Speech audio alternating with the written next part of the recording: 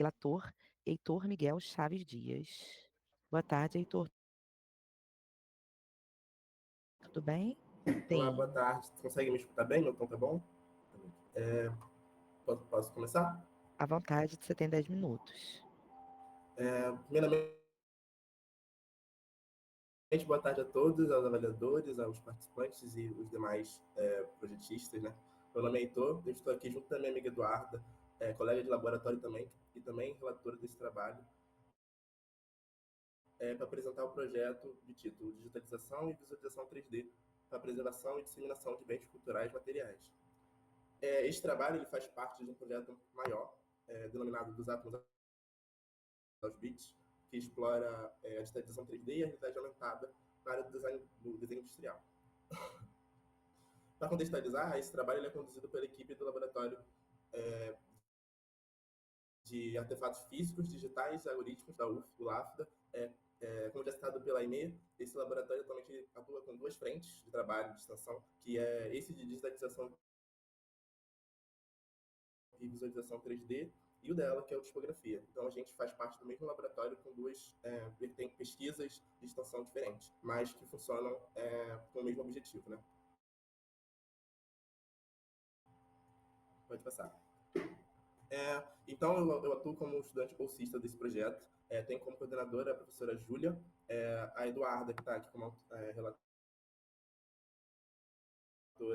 e a Marcele são estudantes voluntários de trabalho. O André e a Cassiane atuam como colaboradores de trabalho também. Pode passar. O projeto ele se justifica com base na relevância da preservação do patrimônio cultural, principalmente no uso e no avanço de tecnologias para tornar a preservação mais efetiva e também trazer uma maior divulgação dos bens culturais. Definindo um pouco aqui, a preservação do patrimônio cultural é essencial para garantir a memória e identidade de uma sociedade, além também de fortalecer o senso de pertencimento e identidade coletiva. Quando a gente pensa em preservar e preservação e divulgar a cultura, a gente está inspirando novas criações artísticas e intelectuais para a contribuição de inovações e de continuidade da nossa cultura como um todo. Pode passar. Em um contexto de risco, né, quando pensamos em preservação, no contexto de risco, como, por exemplo, o caso do incêndio ao Museu Histórico Nacional em 2018, ou o caso do furto do altar da Capela de Santana em 2017, a gente consegue perceber como a preservação é urgente e especialmente perceber como o uso de tecnologias como a digitalização 3D garante um acesso, um registro permanente desses bens para futuras gerações. Como, por exemplo, é o caso do projeto, graças ao projeto de escaneamento iniciado antes da tragédia do Museu Nacional, pesquisadores puderam recriar em tamanho real réplicas de parte do acervo do Museu Nacional, através da impressão 3D também, claro. Entre essas peças produzidas, nós temos, nesse caso aí, o crânio e o rosto do fóssil humano mais antigo da América do Sul, que é a Luzia, como vocês podem ver na imagem retratada aí. Temos, então, essas duas réplicas produzidas em impressão 3D, em resina, tanto do crânio quanto do rosto.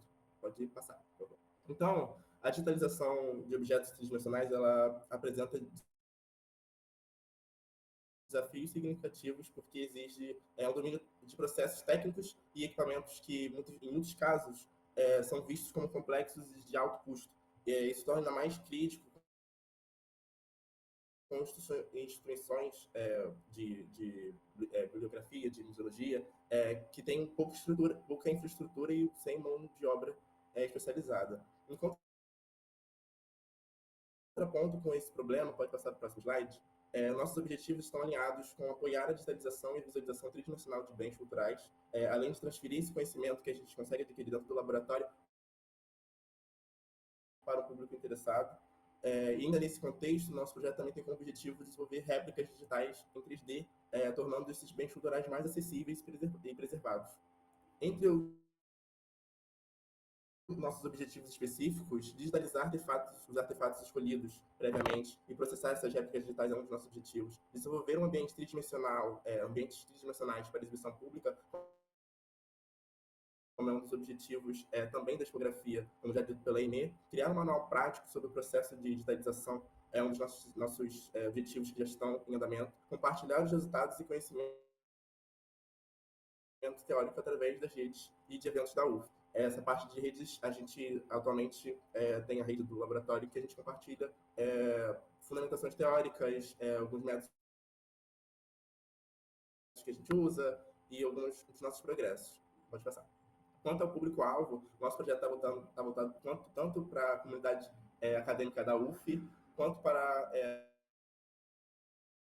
a comunidade acadêmica de fora, ou o público geral interessado. Entre os da academia estão os alunos, os professores, os trabalhadores da UF, e para o público externo, os profissionais e designers interessados em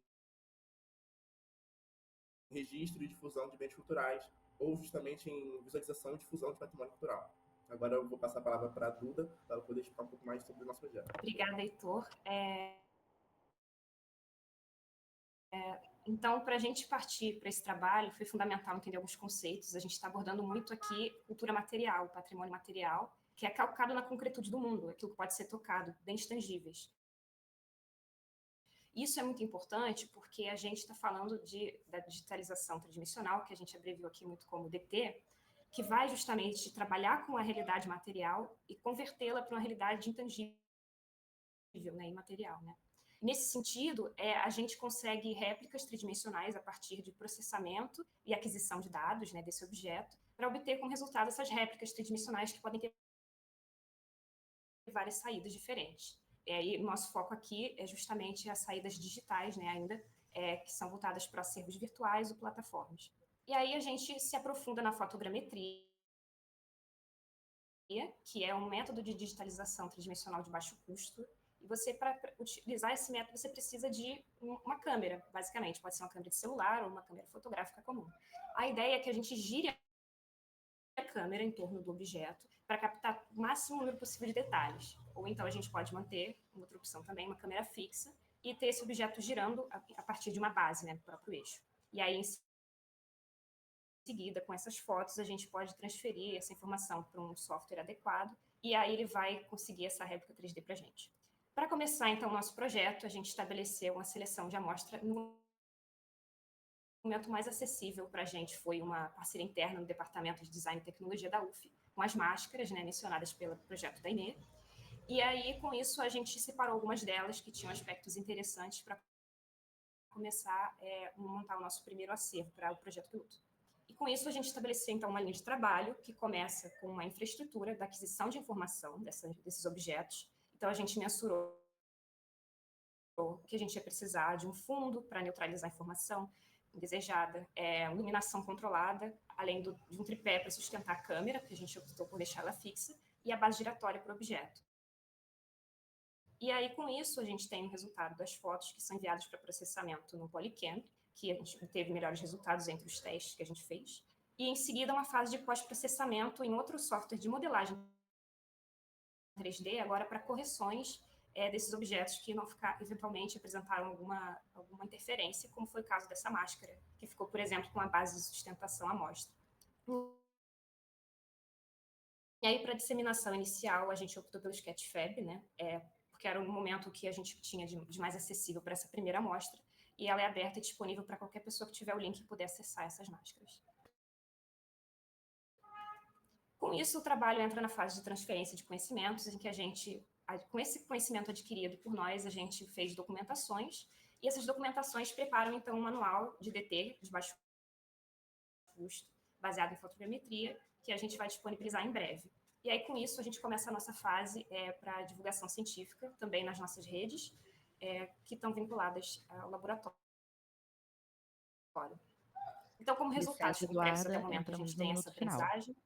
Obrigada. Documentação sobre o trabalho, a primeira amostra de bens digitalizados e organização do nosso manual. E os próximos passos, já para o próximo mês, temos o lançamento do nosso manual no segundo seminário do laboratório, junto de um workshop prática aberto ao público, para aplicação já do manual, que a gente consegue construir um espaço interessante de troca, e a gente vai mensurar posteriormente a resposta ao manual para futuras atualizações, porque ele tem um sistema de versões, esse manual vai ser atualizado.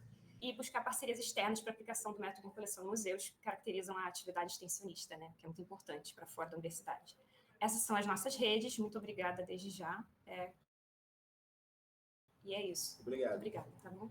Obrigada. Antes só de dar a palavra para os avaliadores, Eduarda, você é membro da equipe? Isso. Tá Estou bom. como estudante voluntária Podemos do seguir projeto. então, por favor, os avaliadores. E se puderem tirar a apresentação, por favor.